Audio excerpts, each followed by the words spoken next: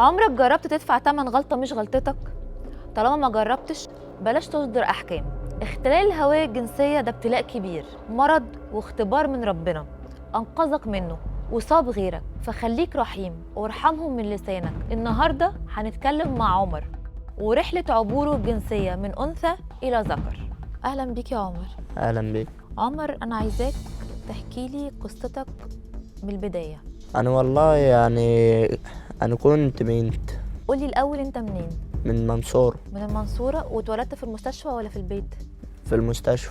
في المستشفى. طب حلو قوي. اه يعني في دكتور كشف وبص عليك وكل حاجة وعرف يعني وخرج بلغ والدتك دي بنت أو ولد أكيد؟ لا صح؟ لا بنت. قال لها بنت. اه طب واختاروا لك الاسم، اختاروا لك اسم ايه؟ هما دعاء. دعاء. وفي سن المدرسة بقى كنت دخلت المدرسة على انك ولد ولا بنت؟ على اساس بنت. على اساس انك بنت. اه كنت بتتعامل ازاي في المدرسة مع اصحابك؟ انت اول كنت في مدرسة بنات ولا انا كنت بقعد مع البنات عادي وبتاع كنت مدرسة مشتركة يعني؟ تمام. بس يعني اللعب في ساعات الفسحه اللي هي بتاعه المدرسه وكده كنت اطلع العبها مع الصبيان وكده. يعني بتلعب مع الولاد وانت اصلا بنت واسمك دعاء. تمام. طب ازاي البنات كانوا يعني بيتقبلوا ده واحنا في مجتمع شرقي يعني ازاي؟ ما هم بقى كانوا بيميلوا مني بقى. بايه؟ بيميلوا مني، بيقولوا ديت بياخدوا جنب منك يعني؟ بيقولوا دي بتلعب مع الصبيان ومش عارف مالناش دعوه بيها. انت عمر حد بلغ اهلك ان انت يعني وقتها انك بنت وبتلعب مع الولاد؟ والله اهلي عرفوا كتير، فاختي اللي هي اللي اكبر مني دي كانت بتقعد تضربني وانا صغير وكده على اساس بقى اللي انا بنت ازاي العب مع الصبيان وكده. وكانت والدتي برضه كانت تقعد تضربني، انت ما ينفعش اللي انت بتعملي ده، انت بكره تبقى عروسه. كانت تقعد تكلمني بقى. طيب يعني عمرها ما فكرت ان انت عندك اضطراب هويه جنسيه؟ لا ما حستش هي مني بكده. وكان فاكرين ان دي شقاوه يعني؟ او انت عندك ميول ان انت عايز يعني تلعب مع الولاد؟ تمام. هما دمت اللي هما بصول. فجت في يوم من الايام اختي اجت حمتني. ده امتى بقى؟ يعني انت الوقت ده كان امتى وانت عندك كام سنه تقريبا؟ كان عندي 10 سنين كده. طب قبل ال10 سنين كنت قاعد في البيت بتعمل مع مامتك واختك؟ كنت قاعد عادي يعني كنت كبنت بتساعد في شغل البيت بتعمل الحاجات تمام. يعني ما كانش عندك مشكله في ده؟ طب احكي لي كده كنت بتعمل ايه مثلا؟ يعني كنت بنظف مع اختي اللي هي اتجوزت الوقت دي، كنا بنطبخ سوا كده. امي يعني ايه لا مؤاخذه كانت معلماني الطبيخ. تمام. على اساس ان انا بنت. تمام. فكنت بطبخ معاه وبنظف معاه وكل حاجه كانت معاه. فجت في يوم هي بتحمني وكده فلقيت عندي لا مؤاخذه حاجه غريبه. فالمهم قالت لوالدتي دوت ايه يا ماما ده دعاء اختي فيها حاجه غريبه. لما دي ماش في بنت طبيعيه. دي لما هي جت حمتك. يعني انت بس الوقت اللي انت كنت قبل ما اختك تحميك وتعرف ده كنت قبل كده كنت بتعمل اكل وبتطبخ وكل الكلام ده وكده؟ طب وانت زعلان ان انت اتعلمت الطبيخ يعني يا عمر؟ لا عادي. ما كلنا ولد وبنت عادي. وانت المفروض عشان تساعد يعني. في رجاله بتطبخ برضه. بالظبط. طيب ولما هي عرفت بقى عملت ايه؟ لما هي عرفت والدتي قالت ده اكيد حاجه بسيطه دهنيه ولا حاجه وهنعمل له عمليه ونشيلها. عشان اختك اكبر منك بقد ايه؟ اختي بالصلاه على النبي متجوزه ومعاها جوز صبيان كبيره يعني عندها 25 عشان كده لحظه التغير اللي عندك ده. المهم رحت انا انت الاخ رقم كام في العيله؟ انا اخر العنقود، انا الصغير. انتوا كام اخ واخت؟ احنا 5. ما شاء الله. فالمهم كام ولد انتوا؟ كام ولد؟ احنا 3 صبيان وجوز بنات، بس في واحده توفت يعني. الله يرحمه. الله يخليك. فجينا بقى رحنا للدكتور تاني يوم ما هي اكتشفت الموضوع ده. الدكتور قال اعملوا لي تحليل ذكوره تاني يوم على طول لما هي حمتك؟ فرحنا عملنا له التحليل ووديناه له. يعني انا بس عايز اسالك سؤال، يعني هم اهلك عندهم وعي ان هم ينتبهوا في حاجه زي دي ان هم على طول يودوك للدكتور تاني يوم على طول؟ هم يما لما شافت عندي الحاجه دي استغربت برضه، قالت لها ودي اختك ايه للدكتور بكره يشوف دي ايه، ما يمكن حاجه بسيطه. طب هم مثلا ما سالوش اخواتك الصبيان مثلا في حاجه زي دي؟ انت بتقول انت عندك اخوات تانيين. بس هم ما الصبيان بقى ما لهمش دعوه بينا، احنا كنا نعتبر زي بنات في بعض كده لما مؤاخذه. طب انت باباك فين؟ والدي متوفى وانا عندي 5 سنين. 5 سنين. الله يرحمه. الله يخليك. فجاه اجى الدكتور قام جاي رادد على اختي وقال لها دي مش اخوك، دي مش اختك، ده اخوك. الدكتور قال لها كده؟ دي مش اختك، ده اخوك. قالت له ازاي يا دكتور؟ قال لها ده عنده نسبه الذكوره عاليه، ما فيش انوثه خالص. هرمونات الذكوره عندك اعلى من هرمونات ولا في ولا مؤاخذه ولا في رحم ولا في اي حاجه من دي. قالت له والله يا دكتور احنا حاسين كده من صغرنا برضه. يعني هو كشف عليك وعمل اشاعات ولا ده مجرد بس من لا الكشف عملت الظاهري؟ ورق، عملت ورق. لا يعني ايه عملت ورق؟ يعني هو عمل تحاليل واشعاعات وحاجات كده أيوة. عشان يعرف ده، ولا ده كشف ظاهري؟ لا عملت اشاعات وتحاليل. فقال لي انت هتعمل، انت عندك ديت خصيه نازله لا مؤاخذه، وقال لي في واحده تانية معلقه اعمل لك عمليه وانزلها لي.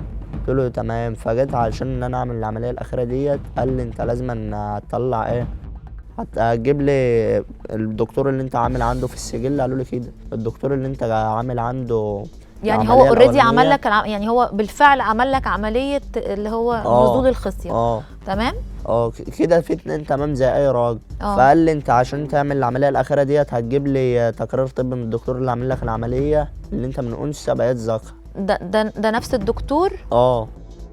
ولا لا دي في السجل المدني. اللي هو اللي في السجل، موظف السجل المدني طلب منك انك تجيب الدكتور علشان يعني ازاي اثبات حاله. ايوه تمام. فرحت بقى للدكتور، قال لي لا ديت مسؤوليه عليا ومش عارفه. فالمهم اللي هو ما رضاش يطلع لي التقرير. ليه ما رضاش يطلع لك التقرير؟ مش هو اللي عمل العمليه؟ هو بقى مش عايز يطلعه ليه. بيقول لي دي مسؤوليه كبيره عليا انا. طب ما انت راجل عامل لي العمليه وعارف شخصيتي ايه بقى عارف حالتك ازاي. يعني انت المفروض تبقى مطلعه له واثق. لا دي بيقول لي ما اضمنش. رفض يعني.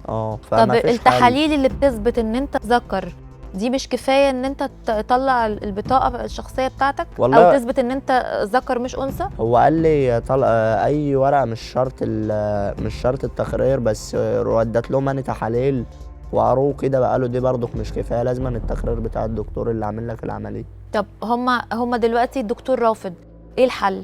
يعني ايه الحل التاني، الحل البديل؟ بيقولوا لي الحل اللي هو تجيب لي التقرير بس، يعني التقرير اللي هو بتاع الدكتور اللي عمل لك العمليه. عشان يغيروا الاسم. طب انت دلوقتي لو انت ماشي في اي شارع في اي وقت وحصل لك مشكله او حصل اي حاجه، لو طلبوا منك البطاقه هتعمل ايه؟ هقول لهم ما معيش بطاقه. وبعدين هعمل ايه؟ ما هي بقى في ظروف بقى كده عشان اطلعها. انت عندك كام سنه دلوقتي يا عمر؟ انا ماشي في 18 اهو. انت بتقول خرجت من ثالثه اعدادي؟ خرجت من ثالثه اعدادي عشان التنمر وكده. يعني انت خلاص مش هتكمل مدرسه، مش هتكمل دراسه تاني؟ لا ليه؟ عشان الموضوع بتاعي يعني اتعرف وكده وزملاتي وكده. قلت بقى اروح ازاي في وسطهم تاني. طب عمر ممكن انا تقولي، سبت الدوسيه بتاعي في المدرسه وما عدتش رحت، يعني انا ما رحتش شلت الدوسيه كمان، ده انا سبت. طب عمر تقدر تقولي يعني انت تعرضت لايه من الناس، من تنمر، من والله الناس فضلت تضحك عليا. مش دي كان واد وبقى بيت، مش دي كانت بنت وبقت ولا ومش عارف ايه، ده ولا قلب نفسه. الناس فضلت تتكلم كتير، ما يعرفوش اللي ده حاجه بتاعت ربنا يعني. وانت كان ايه احساسك ساعتها؟ انا كنت بزعل من جوايا، كنت بزعل وبتضايق اكيد يعني. اما الناس تتريق عليا كده دي حاجه تبقى كبيره برضه. كنت بروح اعيط بيني وبين نفسي. كانت امي تقول لي بتعيط ليه؟ اقول لا ما فيش حاجه، ده انا متضايق بس شويه. ما كنتش برضه احسسها عشان برضه هي مكسوره بقالها 7 سنين، مش عايز اشيلها هم. فاهماني؟ طيب هي مامتك في حد بيضايقها مثلا او بيعايرها او بيتنمر عليها مثلا او حاجه، او على اخواتك، يعني مامتك واخواتك ولا انت بس؟ لا انا ووالدتي بس يعتبر اللي قاعدين مع بعض الوقت. ايوه يعني هما الناس بيضايقوكوا انت ومامتك بس، ولا كمان اخواتك معاكوا ولا؟ لا اخواتي بصراحه ما بيضايقوناش في حاجه، هما الناس بس اللي هما اللي بيقعدوا يتكلموا كتير. طيب هو جواز اخواتك، انت بتقول انت عندك 3 سليمان جوز اختي ووليد جوز سمر الله يرحمه. الله يرحمه. طب هما موقفهم ايه؟ ما تغيروش مثلا من ناحيتكوا؟ ما حاولوش مثلا يضايقوكوا؟ لا والله ده انا عندي سليمان جوز اختي اللي موجوده معانا الوقت ديت، فضل يتريق علي اكتر من سنه. يتريق علي. معقوله؟ ايوه جوز اختك؟ تمام. رغم كده هي غضبت منه يجي 5 مرات عشان الكلام اللي كان بيقوله لي. تقول له عيب كده، ده انت قادر ربنا يسخطك. وفضلت بتقول له ايه؟ بتقول له قادر ربنا يسخطك، يعني مفيش حاجه بعيده عن ربنا. تمام. فضلت تغلط اختك يعني كانت بتدافع عنك يعني.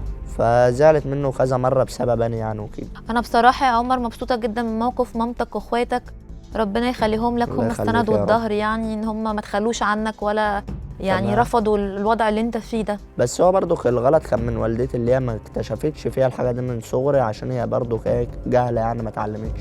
ما كانش عندها وعي كفايه. لان الدكتور اللي مولدني كان بيقول لها انت عايزه ولد ولا بنت؟ قالت له علمها هو بنت يا دكتور. قال لها بس هي نازله حالها وارد. يعني ده الموضوع يعني مش معروف من طبيعي يعني. الولاده، بس هي اللي ومامتك سابتني رفضت بقى لما انها كبرت. تعترف بده؟ يعني هو لو كانت سابته يكشف عليا وكده كان زمان مولود ولد طبيعي قبل ما اغير اسمي دعاء والكلام ده. بس هي اللي سابتني، ده انا فضلت في بطنها 9 شهور و15 يوم. اه. يمكن هما اللي عملوا الازمه دي كمان معايا. طب عمر، انت شايف المستقبل ازاي؟ انا والله عايش يعني انت اهوت. متفائل باللي جاي ولا خايف؟ لا متفائل ان شاء الله بخير. انت مقتنع يعني باللي انت فيه، اه وعارف الحمد ان ده لله. مش بايدك ومرتاح يعني. نفسيا برضه في الرجوله وكده، لان انا من صغري انا حاسس بكده. طب انت بتشتغل يا عمر؟ ساعات يعني ايه ما ببقى في شغل عندنا في البلد وكده بشتغل بتشتغل ايه؟ مع اي حد في اي شغل بشتغل. بتشتغل يوميات يعني؟ بسرح بتاع كده. طب عمر، عايز اسالك سؤال، لو حد اتعرض لك مثلا اتنمر عليك او اتريق عليك او ضايقك، يعني ممكن تضربه؟ بضربه. بتضربه فعلا؟ ربنا يعني عطاني صحة، يعني مش اللي انا عصاب بنت وكده، لا عصاب راجل. طيب يعني مامتك لو تعبت انت هتتصرف ازاي؟ باخدها وبوديها يعني المستشفى وبخدمها. ترجع يعني تساعدها تاني في شغل البيت والحاجات اللي عادي، هي لو هي فيها حاجة بعمل لها اللي هي عايزاه. لحد دلوقتي انا اللي بخدمها اصلا. ربنا يخليك ليها والله ويخليها لان هي لك. مكسورة برضه فما بتمشيش، انا اللي بخدمها. لا الف سلامه عليها. يعني الله انت ما يسلمك. عندكش فعلا اي مشكله ان انت تساعدها في شغل البيت؟ لا يعني ده مش عامل لك مشكله ان انا انت افضل لا مش اخدمها عمري كله لحد ما اموت. اصل دي امي برضه، هي اللي جايبانا على الدنيا. ربنا يبارك فيك يا عمر. الله طب بس يا يخليك. عمر، انا عايزه اقول لك على حاجه، يعني انا عاجبني شجاعتك جدا، وعاجبني ان انت الله يخليك. يعني متفائل وعارف ان اللي جاي ان شاء الله هيبقى احسن. الحمد لله. طيب انت ليه مش عايز تكمل دراستك؟ هكملها ازاي بقى؟ انا اتعقدت اصلا من الدراسة. طب حتى يعني تتعلم منازل. والله انا بعد ما اطلع بطاقتي وكده، حتى لو جيت افكر ان انا ممكن اعمل اعادة قيد وارجع تاني المدرسة، بس لما اطلع بطاقتي بقى برايح باسم اللي هو اسم عمر. طب انت اشمعنى اصلا اخترت اسم عمر؟ انا اللي مختار الاسم ده. ليه بقى؟ حبيته كده، حسيت اللي هو اسم رايق كده. وهو جميل عليك يا عمر. الله يخليك. طيب عمر، تحب تكشف وشك ولا تخليك زي ما انت؟ لا عادي اكشفه. انا مبسوطه من شجاعتك بجد. لا عادي. انا شايفه ولد متكامل يعني. الله يخليك. ما شاء الله عليك، ربنا يحميك يا الله عمر. يخليك. وبجد مبسوطه جدا ان انت يعني مش مكسوف او ما يعني فعلا يعني اصل ده حاجه بتاعت ربنا، هتكسف من ايه؟ هو ربنا خلقني كده وقادر يخلق غيري برضو كده، يعني ديت حاجه بتاعته. وفي برضو امر مني، انا بحمد ربنا لما بشوف ناس ربنا خلقها كده ما بتمشيش. لا انا ربنا عطاني الصحه وبمشي على رجله ومعايا ايدي ورجلي احسن من اي حاجه. الحمد لله يا عمر. انا بشكره بجد يعني. الحمد لله، دايما تشكر ربنا. الحمد الفكره لله. ان بجد في ناس كتيره زي عمر وغيره في نفس الموقف ده، بس بيخافوا ان هم يتعرضوا لتنمر وبيخافوا ان هم يواجهوا المجتمع، وهي دي المشكله الحقيقيه. مش بس مشكله اختلاف النوع او اختلاف الهويه الجنسيه، لا ده هو مواجهة المجتمع بتبقى بالنسبة لهم مشكلة أكبر بكتير. ودايما قبل ما تحكم افهم الوضع عامل ازاي. شكرا يا عمر، أنا مبسوطة إن أنت كنت معايا قوي. فزت كل الله يسلمك. ربنا يخليك. ورجعنا لكم مع دكتور وليد هندي، استشاري الصحة النفسية. ازيك يا دكتور؟ اهلا يا ميري. كان معانا حالة دعاء اللي بقى عمر اللي حضرتك تبعتها معايا، وحقيقي أنا مش عارفة أسأل أقول إيه بصراحة. يعني انا بشكرك على تاثرك بالحاله، لان انا شفت قبل ما نطلع فاصل كان حالتك الوجدانيه عامله ازاي، وده المفروض يكون احساس وحال ومشاعر ووجدان كل حد بيتابع حاله زي دي او عايش حوالين منها. ليه؟ لان للاسف الشديد في البيئه الشرقيه الحالات دي بينعتوها ببعض الالفاظ غير المستحبه، وكمان بتتعرض للتنمر الدايم والنبذ الاجتماعي والنفور المجتمعي. ولو عندنا اولاد ما بيلعبوش معاهم، ولو جايين يناسبونا مش بنناسبهم، لاننا مش فاهمين الدنيا ماشيه ازاي عندهم. لو الناس شافت وحست قدر الالم والتالم اللي بتعيشه الحالات دي، هيبقى اول ناس يتاثروا زي ما انت اتاثرتي كده، واول ناس يمد ليهم ايد العون وايد المساعده، لان بالفعل دول محتاجين سبورت ومحتاجين دعم من كل الهيئات والمؤسسات والافراد والقوانين ورجال الدين. يعني ساعات حتى بيبقى في اراء متطرفه تجاههم من عند بعض رجال الدين، فالمفروض اعاده صياغه واعاده نظره للحالات اللي زي كده. طب دكتور، عايزه اقول لحضرتك على حاجه. دلوقتي الحاله اللي كانت معانا دي يعني هي كليا هو ملوش دخل فيها، دي حاجه بتاعت ربنا سبحانه وتعالى. نعم. هل في اضطراب هويه جنسيه نفسيه اسبابه نفسيه يعني، وفي حاجات تبقى اسبابه عضويه؟ يعني احنا خلينا نتفق في البدايه ان مفيش حد ولد بيتولد ذكر 100% هرمونات ذكوره، ولا 100% هرمونات انوثه عند البنات. يعني انما بيبقى في سمات طاغيه اعلى في الهرمونات واعلى في الكروموسوم، فبيحدد ده الهويه موجود ذكر الهويه بتاعته او موجود انثى. ولكن يبقى التربيه عندنا حاجه اسمها التنميط الجنسي. يعني ايه التنميط الجنسي؟ ان انا ازاي اطلع ابني الولد ولد واطلع البنت بنت. يعني الاسره هي اللي تديله الصبغه في الهويه وهي اللي بتثبتها. ازاي؟ على سبيل المثال اللعب مثلا، البنت تلعب بالعروسه، الولد يلعب بالمسدس. هنا اللي بتدي لها دورها كأنثى، وهنا يديله الخشونه والعنف النسبي فيتحدد شكل الذكوره. الولد يمشي مع ابوه يحاكيه، يعني الاب لما يجي يحلق دقنه يمسك الفرشه كده ويعملها على ابنه كده ويعكسه، ويلبس نظارته والكرافته بتاعته تبقى طويله. البنت تمسك صباع الروج وتعمل بيه وتكسره، وامها تزعق لها وتلبس الشوز بتاعتها وتمشي تلق فيها كده وتقع، وتحط الشنطه وتدلدل لحد الارض. يعني بتاخد الجنسيه او الهويه بتاعت امها. ده مطلوب يبقى من خلال اللعب، من خلال المحاكاه، من خلال المصاحبه، من خلال الرسائل الموجهه. اقدر اطلع دي بنت وده ولد. يعني الام وهي بتسرح لبنتها كده وتضفر لها شعرها وتتغزل في جمالها والسمار نص الجمال والحلاوه وهكذا. الولد لا، البنت تقف قدام المرايه كتير، الولد ما يقفش. الالوان، البنت تلبس البينك والحاجات المزهزهه كده اللي فيها انوثه، الولد يلبس لبس خشن، يلبس الاسود، يلبس الازرق وهكذا. وكمان جماعه الاقران، يعني ما ينفعش انا مثلا عندي 4 بنات وابني الخامس ولد اخليه قاعد طول الوقت بيلعب مع اخواته البنات، هيطلع هو كمان ممهمط كده، يعني واخد منهم شويه سلوكيات. فساعات تلاقي واحد كويس ومؤدب ومحترم بس تحس ان هو طري ما فيهوش الخشونه بتاعه الذكوره. كان بيلعب مع بنات كتير، بيقعد مع الستات كتير، لما تيجي اختها ولما تيجي صاحبتها يفضل قاعد معاهم يسمع زيهم ويتكلم زيهم، فتلاقي حتى لغه الجسد شغاله. طب ده بيتصنف بقى ان هو اضطراب هويه جنسيه ولا لا؟ انا مش بثبت الهويه اللي عنده. هو مولود لي خلاص ذكر او مولوده انثى، انما نمط التربيه ما بيدلوش تنميط جنسي يثبت الهويه.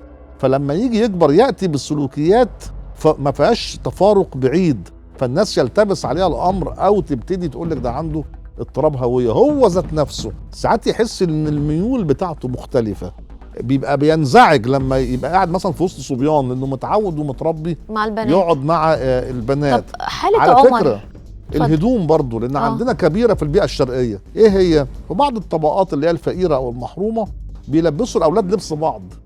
فتلاقي الولد دخل علينا فصل الشتاء الهدوم اللي ضاقت عند اخته لابسها تحت الهدوم، او يونيفورم المدرسه لابس الدانتيل ولابس الحاجات اللي فيها عصافير وكناريا وورد. ده ما ينفعش، لان ده برضه بتثبت الهويه عنده او بتخليه مضطرب الهويه. الحاله بقى اللي كانت معانا اللي هي حاله عمر، نعم، هو اصلا اتولد وتأيد ان هو بنت. نعم، بس لما كبر كل ميوله ميول ذكوريه، يعني بيحب يلعب، بيسيب من البنات زي ما كان بيقول انا في الفسحه ما بلعبش مع البنات بس بلعب مع الولاد. وفي نفس الوقت هو لما كان في البيت عند اهله كان بيساعد اخته وبيساعد مامته في شغل البيت، في الاكل، يعني بيعمل اكل، بينظف البيت في كده. فعايزه اعرف بس الحته دي ان انا حصل عندي دربكه فيها، معلش. حلو. انت دلوقتي هنفرق بين حاجتين. لما سالنا في اضطراب الهويه الجنسيه، ده اضطراب هويه ممكن يجي ازاي من الناحيه النفسيه والتنشئه الاجتماعيه، وبين حاله ابننا عمر. حاله ابننا عمر بقى ده احنا بنسميه الجندري او المتحولون. المتحول ده بيتحول لا ارادي عنه، بمعنى هو مولود بشكل وبهيئه اوليه خارجيه تقول ده ذكر او انثى، انما هو احساسه الطبيعي الداخلي انه مش مع نفس الميل الجنسي دوت. مش بس مع هو نفس دكتور الاتجاه. هو قال حته في الاخر، قال ان هو ساعه الولاده الدكتور نوه لوالدته ان هو عنده حاجه، بس والدته يعني ما اهتمتش بده. طب مؤشراتها ايه زي ما حضرتك بتقولي من اول الميلاد؟ اللي احنا ممكن لو هو كان ولد وميوله انثويه وهيتم التحول قدام، بيبان الاعضاء التناسليه، بتلاقي حجم العضو الذكري عنده صغير، قد يكون فيه انشقاق، ده لو ولد وهيتحول الى بنت. لأنثى طيب لو بنته هتتحول لولد ممكن نعرف من الميلاد؟ بنعرف، بنلاقي الجهاز التناسلي عندها مش مكتمل. يعني ممكن حالات بتتولد العضو المسؤول عن الختان طويل شويه عن المعتاد ومفيش بقيه اعضاء، فيدينا مؤشر ان ده ممكن رايح للتحول. فالدكتور هنا بيشاور لمين؟ بيشاور للام. ففيها بعض المظاهر الخارجيه بتكبر معاه المظاهر دي بتطور مراحل العمر وتتفجر عند المراهقه. فليها مؤشرات زي ما هو قال، طبعا ليها مؤشرات. طب في المرحله دي بقى وفي الرحله الغير سعيده اللي هي من اول الميلاد لحد ما بيوصل انه ياخد قرار التحول، هي ليها رحله غير سعيده لانه طول الوقت ميوله الداخليه واتجاهاته ونوازعه ونشاطاته والفاظه والضمائر المستخدمه. يعني يجي يقول لك ايه، المدرس قال لي انت يا بنت اقعدي ورا او انت اقعدي ورا. يعني دايما حتى بيتكلم عن نفسه كأنثى في الضمائر وفي الاسلوب اللي هو بيتكلم. فدي رحله غير سعيده. ليه؟ لان المجتمع كله بيعامله حسب ما هو مكتوب في شهاده الميلاد، حسب اسمه اللي موجود بيتم التعامل معاه على هذا الاساس، في حين كل النداءات الداخليه عنده والجوارح النفسيه اللي جواه بتقول له علامات مختلفه. يعني لو دخلنا في سن المراهقه وهو مولود بنت والمفروض يتحول ولد، هتلاقيه في سن المراهقه بيميل للبنت ما بيميلش للولد. يعني عاوز يحب واحده مش عاوز يحب واحد زي بقيه البنات. ما عندوش فتى احلام انما عنده فتاة احلام وهكذا. فالامور دي بتبقى باينه قوي في الاتجاهات النفسيه، في اللعب، في الاختيارات، في الالوان، في طريقه اللبس، في الميول، حتى في الخيال. يعني تلاقي لو في مثلا ولد مولود ولد وهيبقى بنت تلاقيه يسرح ويسمع موسيقى واغاني حالمه بصوره اكبر من اقرانه وهكذا. فبيبقى ليه مؤشرات. طب دكتور وليد، هل العلاج النفسي لوحده كافي في الحالات اللي زي دي؟ لا اطلاقا. هو العلاج النفسي هنا بينفع في حاله واحده بس، اللي هي ايه؟ قبل ما بناخد قرار التحول الجنسي من هنا لهنا، او احنا مش بنسميه تحول، هو عالميا بيسمى تصحيح المسار الجنسي. يعني بنحطه في اعنته اللي المفروض يكون عليها.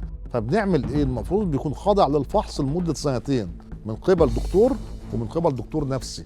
الاثنين بيقعدوا يشوفوا التغيرات الهرمونيه شكلها عامل ازاي، ميوله، اتجاهاته، هو عاوز يروح اليمه التانيه عشان بيتدلع ولا لا، ولا عشان يحاكي ويقلد، ولا عشان دي ميول داخليه جواه ماشيه مع النسق الفسيولوجي اللي الدكتور التاني بيقره. وبعد السنتين دولت الدكاتره بيكتبوا تقريرهم وبناء عليه بيتم عمليه التحول، يا اما يروح ولا ما يروحش.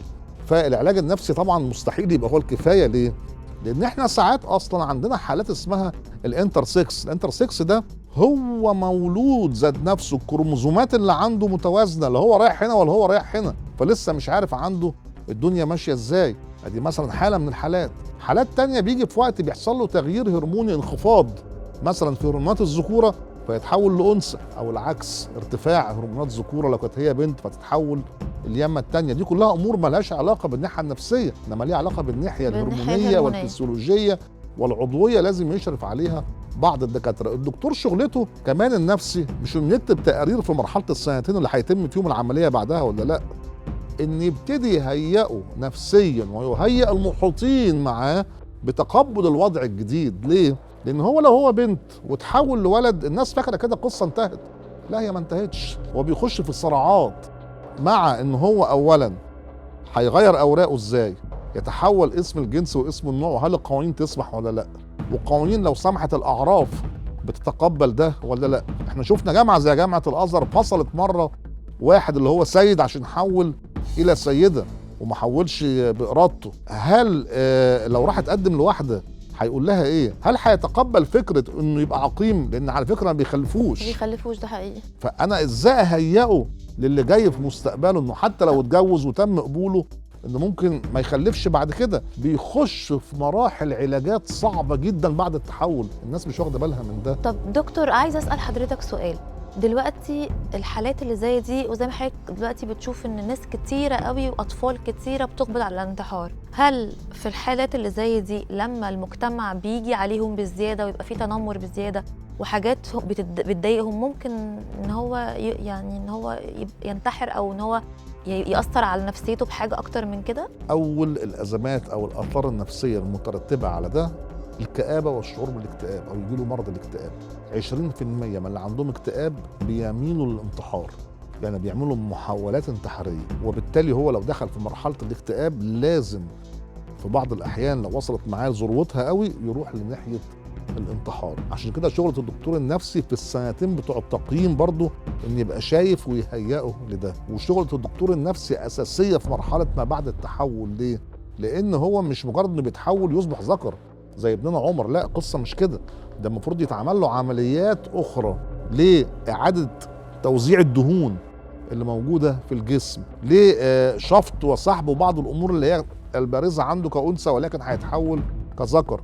علاج هرموني متعلق بنبرة الصوت مثلا على سبيل المثال، عمليات ليزر عشان لو كان هو ولد وهيبقى بنت ازاي نزيل الشعر اللي موجود اللي هو الزيادة. فعمليات قاسية جدا قد لا يتحملها أحد، فبيبقى معرض للاكتئاب من قسوة العلاج الهرموني كمان، أو العمليات الجراحية اللي فيما بعد التحول، بلس التنمر اللي بيشوف في المجتمع، ضبابية المستقبل والقلق من المستقبل اللي بيعيشه لأنه مش عارف هيرتبط ولا مش هيرتبط، هيشتغل إيه ولا مش هيشتغل، المجتمع هيتقبله ولا هيلفظه. دي كلها أمور جدا بيبقى هو شايفها بتبقى عبء نفسي عليه، وبالتالي فعلا ممكن يصاب بالاكتئاب، وبالتالي يبقى عنده محاولات انتحار. طب دكتور وليد، تعالى كده نشوف عمر كتب كده على السوشيال ميديا بوست، ونشوف بس كده الناس ردت قالت ايه. اوكي. اول واحد: لو ايه ما كانش ينفع انك تقول كنت عشت كده وخلاص. ازاي يعيش كده وخلاص؟ يعني اللي كتب ده كتبها من انهي منظور؟ يعني هل من منظور اخلاقي ولا منظور وجداني ولا تجربه شخصيه عنده ولا رؤيه ذاتيه؟ مفيش حاجه اسمها عشت كده وخلاص. الاصل في العقيده هو درء الاذى، هو دفع الضرر. هذا الانسان متضرر عشرات السنين، قاعد بيئن تحت وطأة دوافع داخليه بتقول له انت مش انت. فطالما متضرر ازاي يعيش كده وخلاص؟ خالص. على فكره احنا عندنا حاجه ثالثه، احنا اتكلمنا في اضطراب الهويه وفي الجندر زي عمر، عندنا حاجه اسمها العابرون. العابرون دول اللي هو زي ما هو هنا بيقول اللي عنده 50 ومش عارف هنا ولا هنا وادي عايش وخلاص، بنسميهم العابرون. ودول اكتر فئه متضرره من الحالتين اللي قبل كده. فما ينفعش عندنا ابن ممكن يجي منه ويعيش معانا كانسان ويتعمل له عمليه تصحيح مسار جنسي ونيجي في الاخر نقول له عيش كده وخلاص. ده رده، يعني رده اجتماعيه ورده وجدانيه ورده في حقه كانسان. اما لما تشوف بقى اللي بعده بيقول له ايه: روح انتحر وريحنا، مش ناقصاك. هو عبء عليك في ايه؟ هو اضرك في ايه؟ هو نال منك في ايه؟ عندك حق والله يا دكتور، انا مش عارفه الناس دي ازاي ده انت كده. غريب جدا. يعني اذا كان اللي خلق السماوات والارض قاعد مستوعبه، اللي بيرزقه ومستوعبه، من انت؟ يعني انت مين لما تقول له كده هوت؟ ومين اللي اعطاك انت حق انك توزع الهبات والرحمات والحياه والموت؟ مين قال لك الكلام ده؟ اعتقد لو في حد محتاج اعاده تصحيح فكري مش جنسي هو سعادتك. طيب، في كومنت غريب قوي يا دكتور: خليني اشوفك، عاوزه اقابلك ضروري، هترتاح معايا قوي. وللاسف في البيئه الشرقيه يعني الناس كلها يعني في بعض الاحيان وبعض المواقف، يعني في بعض الرجاله تفكيرها بيبدا من اول حزام البنطلون وفي النازل، فوق ده هو ملوش دعوه بيه. يعني بيتعامل مع الانسان من النص التحتاني. يعني خلي عندك اخلاق وخلي عندك ضمير وخلي عندك اهليه انك لما تيجي تشارك في اي حاجه مجتمعيه تقول راي يعبر عنك. على فكره هو فعلا الراي ده بيعبر عنه. اكيد. في حد كاتب: بس يا واد يا بت. يعني بصي ده بقى التنمر. انا مش قادره اكمل بجد. يعني لا، الكومنت صعب قوي جدا يعني. وده اللي احنا بنقوله. للاسف برضو احنا ما عندناش ثقافه جنسيه كافيه. احنا سيبنا نفسينا في اوقات كتير جدا مش بنثقف اولادنا من الناحيه الجنسيه.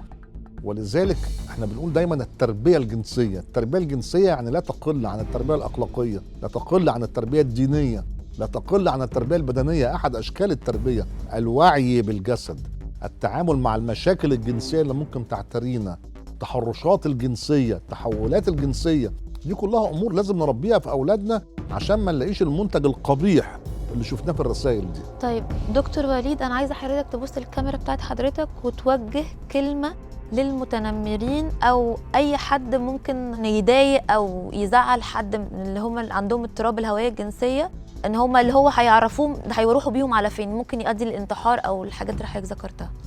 يعني اتفضل انا يا بقول دكتور. لكل اللي بيسمعونا وارد جدا يحصل لاي حد في الكون اي مشكله بصوره لا اراديه، بما فيهم انت يلي بتتنمر عليه. قد تكون مشكله عقليه، ممكن يجي لك زهايمر في يوم من الايام، هل انت تقبل ان يتقال عليك مجنون؟ قد يكون مشكله اجتماعيه، تتخلع ولا تنفصل، هل تقبل ان محدش يتعامل معاك عشان انت منفصل وعندك عوار اجتماعي؟ قد تكون مشكله اقتصاديه، هل تقبل ان الناس تنفر منك عشان معكش فلوس وما بقتش قاعد بترش زي الاول؟ قد تكون مشكله متعلقه بالهويه الجنسيه، وارد ممكن تحصل، ولو ما حصلتش معاك لا قدر الله ممكن تحصل مع اولادك. تقبل تبقى شايف ابنك قاعد بيتقطع وانت بتتقطع ورا منه وبتبكي بدل الدموع دم على مشكله هو ملوش ادنى اراده فيها؟ ده لو يحاسب فعلا ابننا عمر واللي زيه، كان يحاسب لو صمت على المشكله اللي بتعتريه، كان يحاسب لو بقى موجود في مجتمعنا بهويه مختلفه، كان يحاسب لو هو قاعد يحاول يتحمل الضغوط وما افصحش عنها وما خدش قرار وفوجئنا بيه بعد كده ان هو بينتحر وبيلقي بايديه الى التهلكه. فعمر عمل عمليه تصحيح مسار مش اكتر من كده. المفروض بندعمه، بنسنده، بنؤازره، بنقف في ظهره، ولو ما عندناش حاجه نعملها ليه ونديها له على الاقل نسكت وندعمه حتى لو بالصمت. دكتور وليد، في النهاية أنا بحب أشكر حضرتك جدا جدا جدا، و يعني مش كفاية اللي حضرتك قلته والله. شكرا ليك. شكرا ليك. وفي النهاية كان معايا ومعاكم دكتور وليد هندي، استشاري الصحة النفسية.